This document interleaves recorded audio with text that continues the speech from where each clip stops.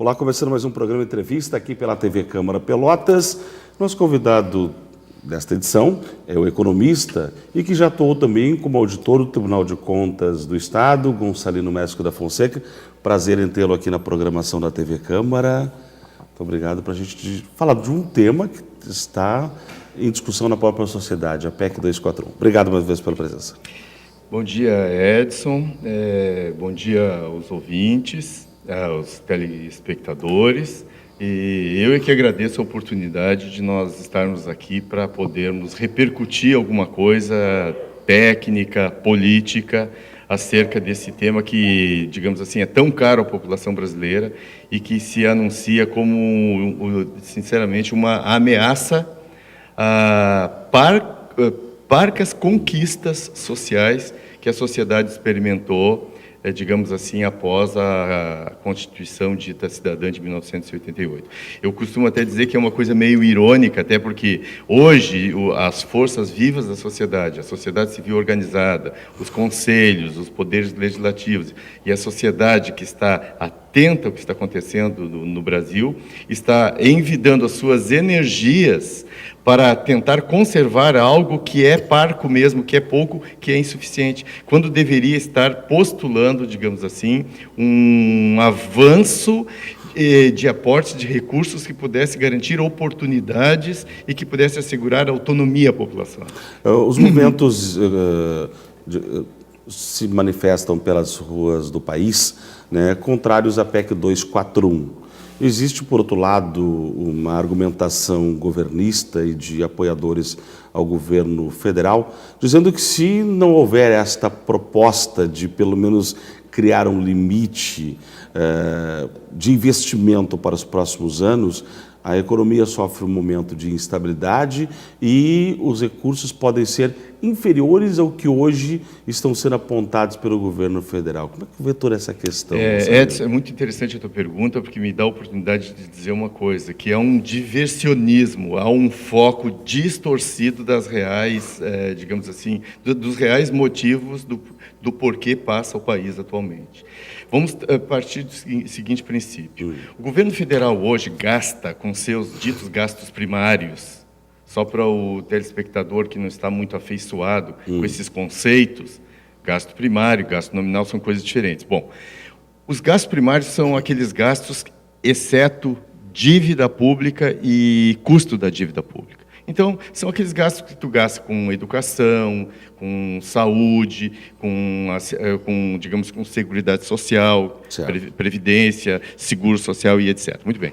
O governo federal gasta até vou ser bem preciso, em 2015 foi exatamente 19,6% de todo o produto nacional bruto, o governo federal gastou com os gastos primários.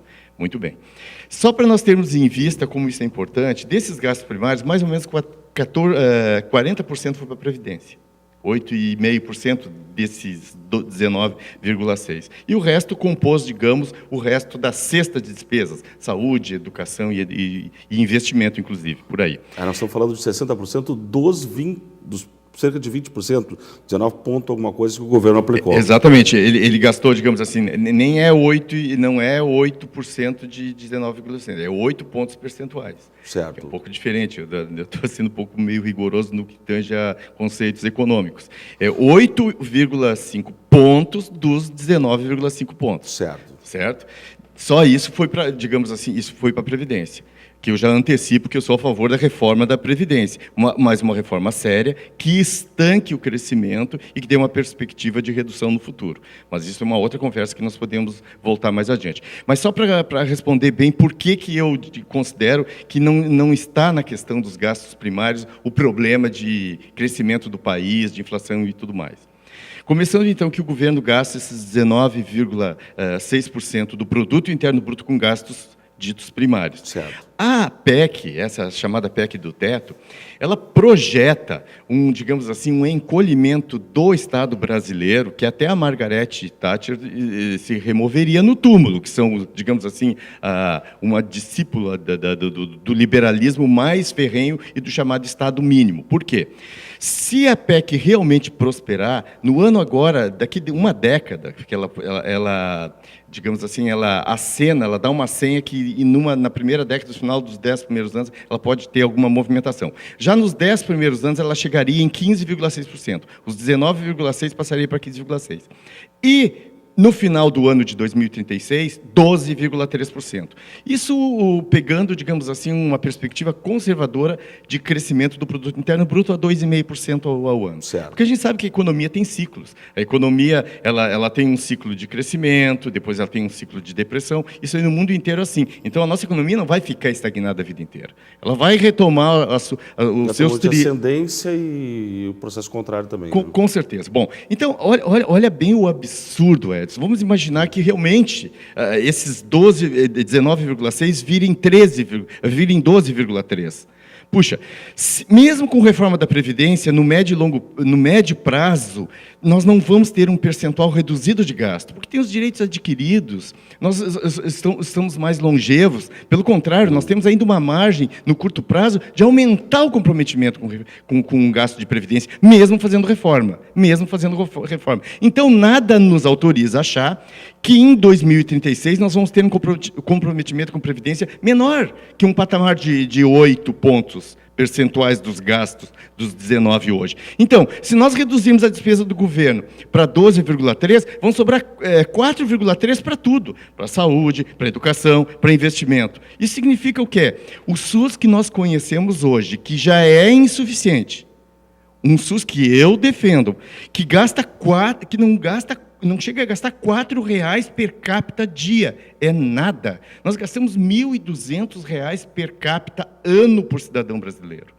O Estado brasileiro, a União, gasta 1,7% do PIB. Atenta bem, só com a conta amortização e juros, ela gasta 8% do PIB. Com saúde e educação, não dá 3% do PIB. Ela não gasta com saúde e educação a metade que ela gasta com a conta juros hoje. E ela quer reduzir isso num país que nós estamos em flagrante transição demográfica e epidemiológica. E até porque o governo fala em reposição, o orçamento com a reposição inflacionária, mas nós sabemos que os custos de manutenção da saúde superam em muito o próprio índice inflacionário. O oficial, pelo menos. Né? Vejo que tu estás muito bem enfronhado com esses dados. A saúde, existe o que eu chamo de uma certa espetacularização com a saúde. E isso é no mundo inteiro, isso aí, digamos assim, não é experimentado só no Brasil. E por quê? Edson, tu é mais jovem do que eu, mas mesmo assim tu estás atento ao que eu vou te falar. Eu, por exemplo, fui criado fazendo exames diferenciais. Quando se falava no exame diferencial, se pensava no raio-x, certo? Depois começou a se falar no ultrassom.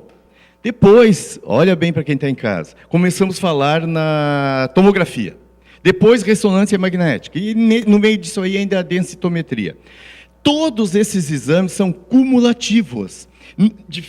O mesmo paciente, às vezes, com um acometimento traumatológico, ou mesmo um acometimento clínico, ele acaba se submetendo a todos os exames. Então, por isso que a inflação da saúde, que eu digo que tem uma certa espetacularização, sim, ela tem um ingrediente que ela é sempre maior. Sem falar que, por exemplo, nós estamos na mão dos laboratórios, num nicho de laboratórios, que são os concebedores dos princípios ativos medicamentosos, cujas quebras de patente é algo quase inimaginável, sobretudo num país com pouco poder em âmbito mundial como é o Brasil. E num país que trabalha muito pouco a cultura preventiva. Muito bem, isso aí também nós podemos até falar sobre isso. Mas sobretudo, só concluir esse negócio dos laboratórios. Os laboratórios, eu costumo dizer que os laboratórios, a pessoa doente, o doente, o laboratório já caçou ele. Sim. Ele está de olho agora no são. Porque as pessoas que estão em casa, que por favor, me neguem o que eu vou dizer. Quem de nós, teoricamente, sãos, que não tomamos alguma droga, por conta, inclusive, por nossa conta, e de forma desnecessária. Nós somos um país que toleramos propaganda de medicamentos na televisão. Nós somos uma população que toleramos que um atendente de farmácia nos oferte um medicamento porque está, digamos, em oferta.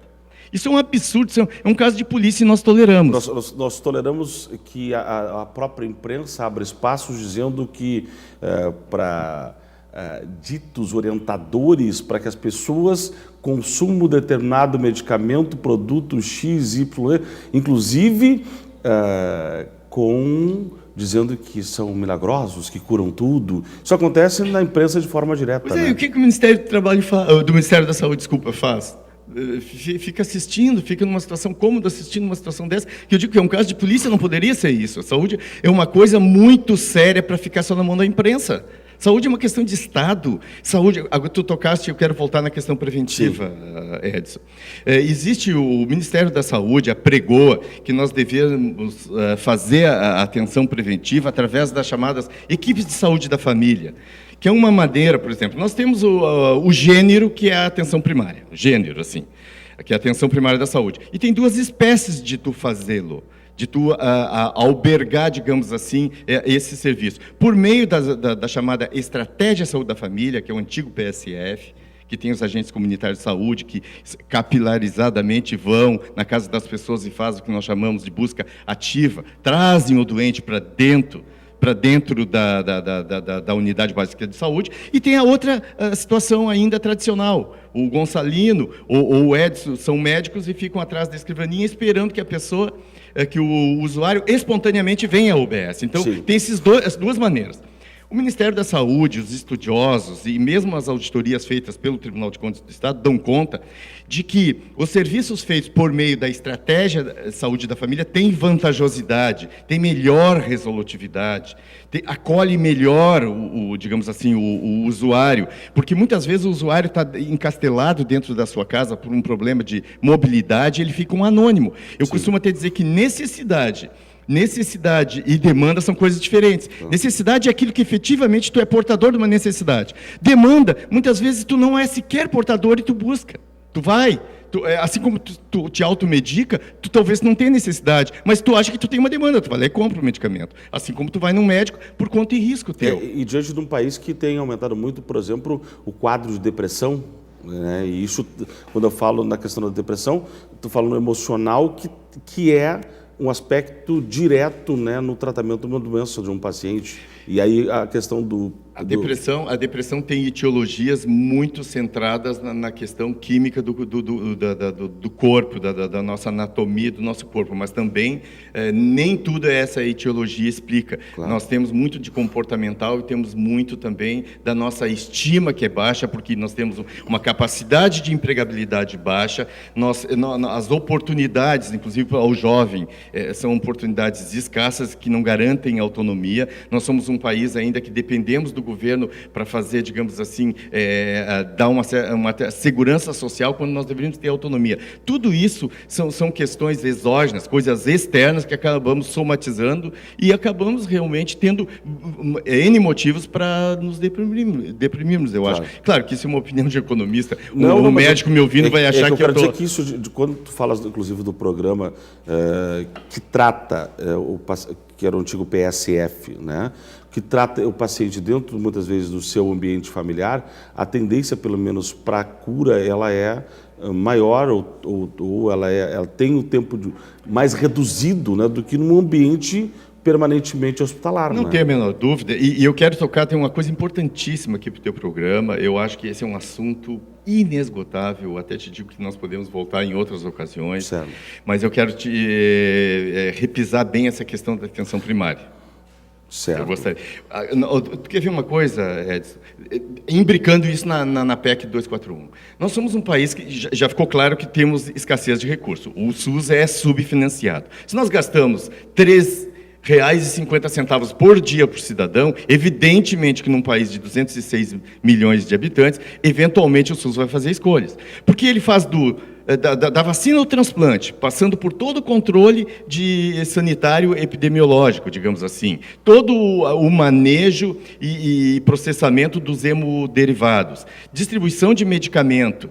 Quer dizer, então, evidentemente que numa população que mais longeva, como eu disse, que 35% da causa mortes hoje são problemas cardiovasculares. Quem se hospitaliza hoje não é, teoricamente, ainda um jovem que sai da academia ou tu ou eu, que nos hospitalizamos em regra. É uma pessoa velha, com hipertensão, com diabetes e, às vezes, com câncer de pâncreas.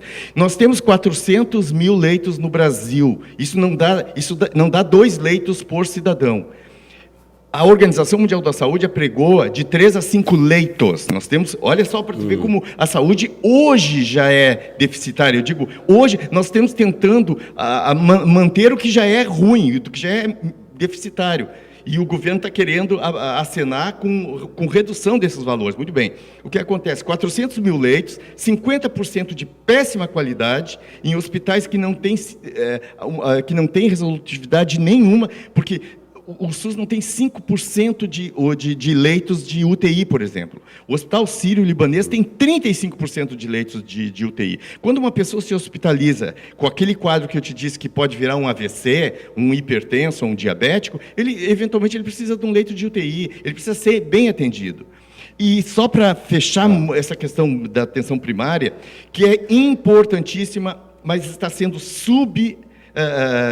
subfinanciada. Claro que tem também problemas de gestão, tem gargalos de ineficiência, muito bem, isso é dado, tem, mas também tem exemplos muito bons de boas práticas na área da atenção primária. Mas nós temos um indicador que eu quero passar para ti, Edson, que é o seguinte, é um indicador que se chama assim, internações por condições sensíveis à atenção primária. Que bicho é esse? Olha a palavra, sensível. Significa o seguinte, que tem um rol, tem uma portaria do Ministério da Saúde que diz todas as doenças que deveriam ter resolutividade no âmbito da atenção primária. E não tem resolutividade, por ineficiência de gestão ou por ser subfinanciada a atenção primária. Então, nós temos em âmbito nacional, 25% das pessoas que se internam, que vão ao hospital, que deveriam ter tido o seu agravo respondido e solucionado lá na atenção primária. Isso desumaniza a pessoa, porque ela acaba indo para uma internação desnecessária. Ela tem o seu problema original, digamos, daqui a pouco ela tem uma hipertensão não acompanhada, um diabetes descompensado não acompanhado, que vira um AVC. Uma vez com AVC, essa pessoa não tem alta o resto da vida. Esta pessoa, inclusive, muda a relação médico-paciente, que a Organização Mundial da Saúde, há um tempo atrás, falava que tinha que ter um médico para cada 1000, habitantes. Hoje, em certas doenças como diabetes, que é uma doença crônica, e hipertensão, já se cogita de um médico para cada 300 pacientes. Então, quer dizer, a perspectiva da saúde é só encarecer.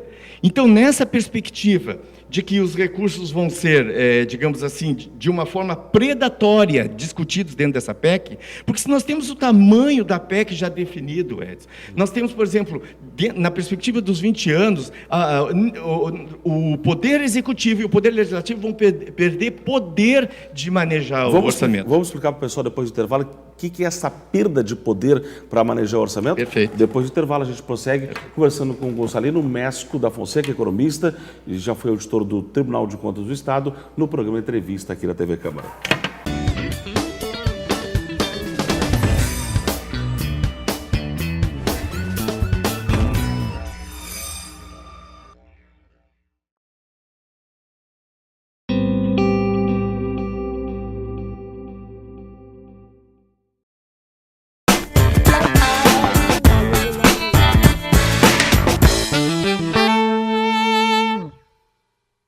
E a TV Câmara não é só um canal político. Todo sábado às 4h30 eu apresento o programa Galeria, com cultura, entretenimento, música, intervenções artísticas e muito mais. Não esquece, é no sábado às 4h30. A gente se vê lá.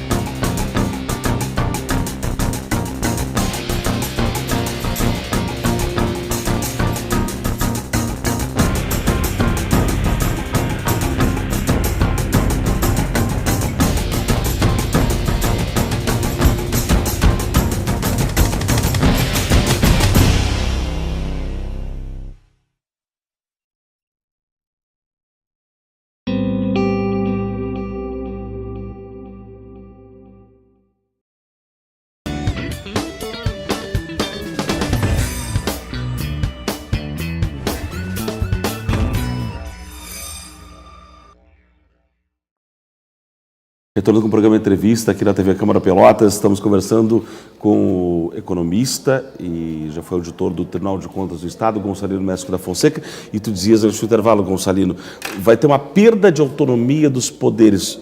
Por que essa conclusão? É uma coisa que eu acho que só a sociologia e a ciência política poderia explicar se nós realmente nos levássemos a sério os políticos brasileiros hoje. Porque é uma coisa assim tão paradoxal, é algo assim que nós não entendemos por que nós estamos querendo renunciar à política, como se política fosse um nome feio. Estou falando da boa política, da politicagem. Porque eu não vejo saída sem a política. Mas o Poder Executivo está querendo renunciar à política, porque ele está dizendo assim, olha, vamos voltar a discutir esse problema daqui 20 anos. Tipo assim, jogar para baixo do tapete um problema sério. E o Poder Legislativo, as duas casas legislativas, a primeira já votou de uma forma avassaladora, 366 votos em primeiro turno a indigitada PEC 241. E o presidente do Senado, o Renan Calheiros, também já está se mostrando nas entrevistas favorável, inclusive querendo uma certa pressa. Pergunto assim, pressa de quem? Nós queremos mexer no fio condutor da Constituição Federal, nós queremos mexer de forma profunda, cortar na carne as políticas sociais a duras penas conquistadas pela população brasileira, uma população brasileira que tem que mexer muito ainda no seu tecido social. Nós somos muito diferentes, o que conceberia, sim, uma discussão, no mínimo uma vez por ano, para discutirmos, digamos assim, a realidade da população brasileira, saber quem realmente o pertencimento da fatia do fruto do nosso trabalho coletivo. É algo assim... Esse ajuizamento, justamente, ele acontece... Nós estamos aí em meio a um mandato presidencial, daqui a 2 anos tem um novo processo de escolha, quer dizer, não está nem engessando por esse período na atual legislatura. Ele está comprometendo, né, porque futuros administradores vão ter que rediscutir e propor uma outra alteração com o Congresso Nacional. Mas tu já viu, Edson, tu é um sujeito da política, da imprensa, tu respira essa problemática. O mesmo um jovem, uma pessoa observadora da política, tu já viu em qualquer lugar do mundo tu querer mudar a espinha dorsal de uma Constituição Federal sem ter debatido durante uma eleição, sem ter sequer submetido a um reles horário eleitoral, ter debatido em âmbito nacional, uma coisa de cima para baixo e ainda patrocinada por alguém, por muitos que se somam a esta tese, falando do vocábulo pressa. Pressa para quem, eu pergunto? O Estado mínimo, porque na verdade muitos também se equivocam quando se fala em Estado mínimo, porque o Estado mínimo para os gastos primários, dos gastos sociais, porque evidentemente que vai haver uma franja, vai haver um excedente para o outro lado, porque o que vamos fazer agora? Sucessivos superávites fiscais para manter, digamos assim, essa política rentista que nós temos no Brasil. Porque as implicações serão diretamente às áreas sociais do governo, mas isso... vamos oferecer como contrapartida, por exemplo, uma reforma tributária no país e a redução da carga de impostos que o cidadão hoje é onerado. Isso não vai acontecer? Edson, eu fiz um trabalho aqui a pedido do Conselho, mas vai chegar nessa casa, porque ontem na plenária lá eu solicitei que enviasse para cá, que eu comprovo que nós temos 33% de tributos que nós retiramos da sociedade. Certo. E tiramos de uma forma bem regressiva, nós tiramos de uma forma injusta da sociedade. Por quê? 40%. Para cada R$4 que nós tiramos do tecido social por meio dos impostos, para cada 4 de 10, é por meio dos chamados impostos indiretos, aqueles que são inescapáveis. Ou seja, se eu ganhar um salário mínimo e comprar essa caneta, e tu ganhar R$10 mil e comprar a mesma caneta, nós vamos pagar o mesmo imposto. Sim. Isso é diferente do imposto de renda, que é progressivo. Tá? No Brasil é assim, no imposto de renda participa com o bolo 20% do bolo, o imposto de renda. Não é a alíquota do imposto de renda, é o que ele participa do bolo total do que se retira da sociedade. Nos Estados Unidos é 40% o imposto de renda, é o inverso. Nos impostos indiretos nos Estados Unidos é 40% e aqui é 20%. Então, quer dizer, nós temos um aspecto piramidal ao contrário. em relação de justiça tributária. Imposto sobre propriedade nos Estados Unidos, 12%, no Brasil, 6%. Então, quando o governo, isso aí tu me deu uma oportunidade de luxo para te falar uma coisa, quando o governo abana para a população assim, ó, para a população pobre, e eu quero me dirigir muito especialmente para quem está em casa. E até é importante que depois a gente diga assim, ó, que implicações, para que as pessoas entendam, a PEC aprovada, o que isso implica diretamente? Olha, Tá. O que isso vai comprometer lá na saúde, na educação, o que isso vai implicar? Fala, até em quantitativos. Tá. Eu quero me dirigir para quem está em casa falando o seguinte aspecto. Se o governo federal deixa implicitamente, subliminarmente nos seus recados, sobretudo o presidente Temer, que diz assim, se dirigindo à população mais pobre, aos 75% que financia os 53% dos impostos. Quem ganha de 1 a 3 salários mínimos no Brasil é responsável por mais de 50% da carga tributária nacional, que tira 33% do nosso bolo e transfere para os 3 entes da Federação, União, Estados e Municípios. Quando o presidente Temer diz assim, apoiem a PEC, porque a outra alternativa é pior, ele está dizendo subliminarmente, nas entrelinhas, ele está dizendo assim, a outra alternativa é aumentar imposto, mas não o imposto mexendo na matriz tributária, aumentar o perfil de imposto que está hoje, ou seja, maciçamente nos impostos sobre gastos, sobre consumo, alimentação. Nós sabemos que quem ganha de 1 a 3 salários mínimos, ele maciçamente, a proporção do que ele gasta com esse tipo de produto é muito maior do que quem ganha 10 mil. Evidentemente, ele não compra automóvel, ele não compra uma TV como essa que está do nosso lado todo ano, não. Ele compra alimento, compra vestuário, ele gasta com transporte. E para o rico, ele tem 2 mensagens. Para o pobre, ele diz isso em tom de ameaça. E para o rico, ele diz assim, olha, nos apoie na PEC. Eu peguei a revista Época outro dia, um lixo, não tem o menor problema de dizer isso. As 4 primeiras páginas, quem quiser pode ter acesso à revista Época. As 4 primeiras páginas da última edição são o nome das empresas e entidades apoiando a PEC. E a pedido do governo apoiando a PEC. Porque para os ricos ele está dizendo assim, nos apoie com essa PEC, porque nós não vamos fazer reforma tributária, não vamos aumentar imposto. Mas que tipo de imposto, eu pergunto? Não significa que tinha que aumentar os 33% em percentual, tinha que mudar a matriz. A Fiesp tem a cara de pau de dizer que ela vai pagar o pato, mas 53% dos impostos quem está pagando é quem ganha de 1 a 3 salários mínimos. Então, quer dizer, há um conforto de quem está na pirâmide da parte de cima, porque sabe que não vai mexer em imposto, e há um desconforto de quem está embaixo, que está se sentindo ameaçado. Porque se ele não apoiar a PEC, segundo, digamos assim, a propaganda oficial, ele poderá ter mais aumento de imposto ainda. Então, quer dizer, é lamentável. É claro, e tu colocou muito bem, um governo que vai ficar 2 anos e poucos meses e está se antecipando para não rediscutir, está negando discutir o pertencimento do bolo tributário anualmente para um país que temos uma diferença de classe enorme. Se nós temos diferença, evidentemente que nós temos que fazer arranjos sazonais. Com essa PEC aprovada, nós poderemos ter... Hoje nós já vemos a estrutura, por exemplo, de saúde, escola, sucateamento. A tendência é que isso aumente. O que as pessoas, para que entendam, de repente, lá... Não tenha dúvida. Vamos pegar pela saúde e depois podemos falar um pouco da educação também. A saúde, olha aqui, ó. Tem uma brincadeira até, mas não é em tom de brincadeira, mas é provocativo, que tem estudiosos da epidemiologia e etc., que diz que o homem que estiver vivo no ano de 2060 não vai morrer mais. Claro, é um eufemismo, mas isso dá o tom o quanto nós estamos ficando longevos. Então, eu tenho 58 anos, Edson. Por exemplo, quem morria há um século atrás, na faixa de 45, 50 anos, não tinha câncer de próstata.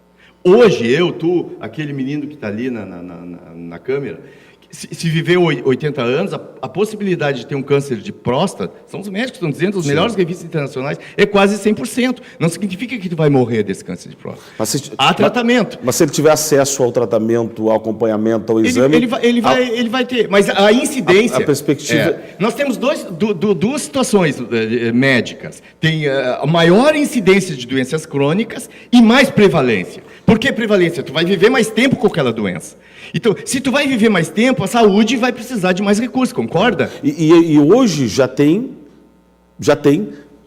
pessoas que morrem por falta de atendimento. Isso é fato. Mas claro, se nós gastamos R$ 3,50 por dia, per capita ano, R$ 1.200, evidentemente que é insuficiente. Com a PEC aprovada? Com a PEC aprovada, o que vai acontecer? Nós vamos, a cada ano, ingressar com maior necessidade, e esses R$ 3,00 vão virar, esses R$ 3,50 vão virar 3, vão virar 2,50, vão virar 2, até que nós vamos começar internamente ali na PEC a nos, digamos assim, de uma forma até autofágica, porque a PEC só admite que tu aumente o valor real de uma política pública em detrimento de outra, porque o teto está dado. Certo. É que nem tu, por exemplo, tu tem 3 pessoas na tua família e tu gasta 1 quilo de feijão por semana. Aí ingressou mais uma pessoa para a família. Tu vai gastar o mesmo quilo de feijão com mais uma pessoa. Depois nasceu mais um, vão ser 5. O mesmo quilo de feijão, é isso que ele está dizendo. Por 20 anos, quer dizer, não importa as necessidades que vão ser agregadas. Tu acha, por exemplo, os jovens que estão entrando no mercado de trabalho, os jovens que estão entrando nas universidades, de forma ascendente, também vão ter o mesmo problema. Porque os recursos vão ser corrigidos apenas pela inflação. Corrigir pela inflação é só atualizar, não aumenta 1 centavo em termos reais. E as necessidades são crescentes. Crescentes por esse, digamos assim, por esse movimento que nós chamamos que é essa transição epidemiológica. As pessoas estão vivendo mais, estão tendo doenças crônicas mais prevalentes por mais tempo. E quando eu digo assim, quem tem uma hipertensão, 10% das pessoas têm hipertensão, identificado pelo menos, e diabetes. Essas pessoas não têm alta. Se tu tem um limite para aplicar dentro da educação e tu tem tantas vagas no ProUni, naturalmente tu vai acabar reduzindo, começando a ter uma redução. Mas já começou, já baixaram uma portaria agora para as universidades federais, pedindo que as universidades se acomodem e que diminuam vagas de acesso nas universidades. Saiu agora, semana passada, uma portaria já. Quer dizer, já estão dando a senha, porque, querendo ou não, nesses últimos anos, aí no Brasil deu um crescimento muito grande em institutos tecnológicos, mesmo em universidades.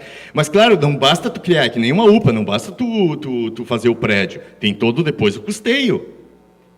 Por exemplo, tu quer ver como nós estamos com sérios problemas hoje que nós não temos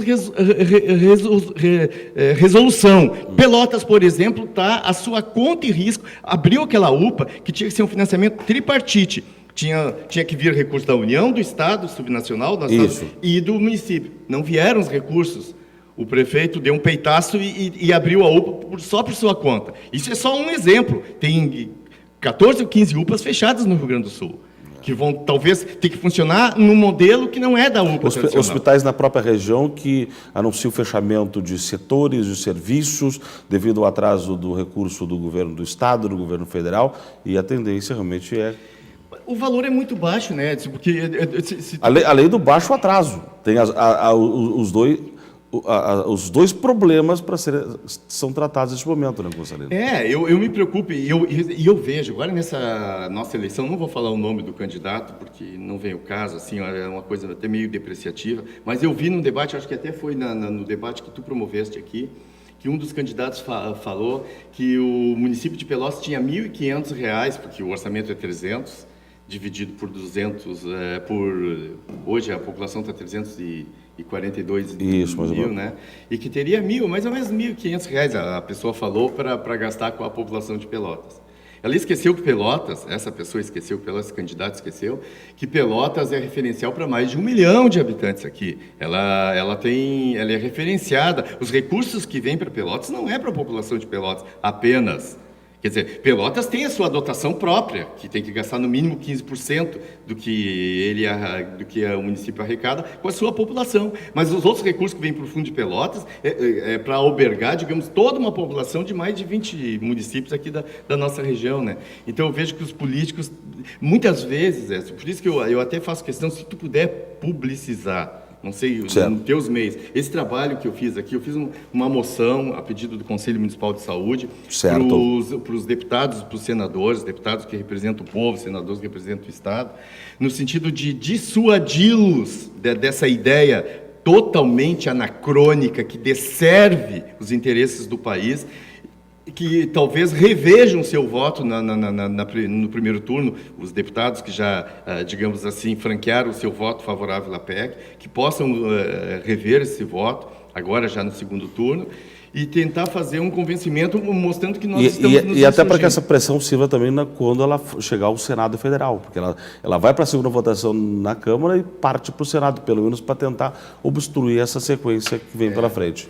Não, mas só uma coisinha mais. Você está encaminhando já? Isso. Tá, mas só uma coisinha que eu quero te dizer, para não deixar passar em branco. Eu tenho certeza que tu é a mesma coisa, não somos contra o equilíbrio fiscal. A questão toda é o momento. Eu quero me dirigir agora, está concluindo, né? Para o pessoal que está em casa, Edson.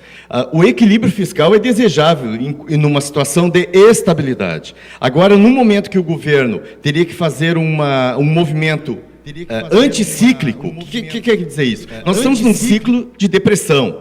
O PIB encolheu mais de 7% nos últimos 2 anos. 2014 quase zero, 2015 3 e alguma coisa de decréscimo, e agora 2016 a mesma coisa.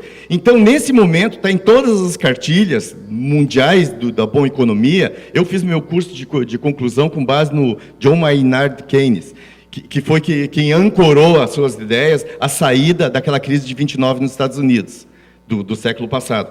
Então, nesse momento, o governo tem que fazer uma política anticíclica, porque se o setor privado está se recolhendo, cabe à mão do governo promover saídas para promover renda, empregabilidade, tributo e movimentar a economia de novo. E não o governo fazer uma PEC como essa, que é pró-cíclica, ou seja, aquilo que já está ruim, o governo está, digamos assim, colocando uma mão pesada em cima e deixando pior ainda.